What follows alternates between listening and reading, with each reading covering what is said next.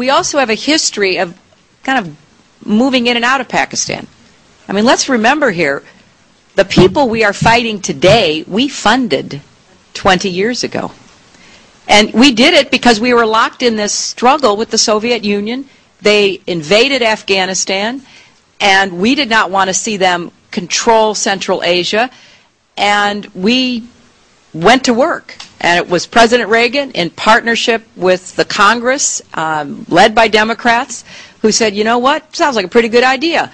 Let's deal with the ISI and the Pakistani military, and let's go recruit these mujahideen. And let's get some to come from Saudi Arabia and other places, importing their Wahhabi brand of Islam, so that we can go beat the Soviet Union. And guess what? They retreated. They lost billions of dollars, and it led to the collapse of the Soviet Union. So there's a very strong argument, which is, wasn't a bad investment to end the Soviet Union, but let's be careful what we sow, because we will harvest.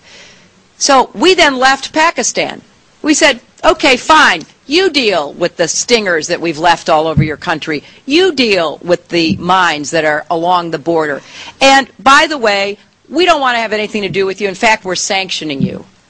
So we stopped dealing with the Pakistani military and with ISI, and we now are making up for a lot of lost time.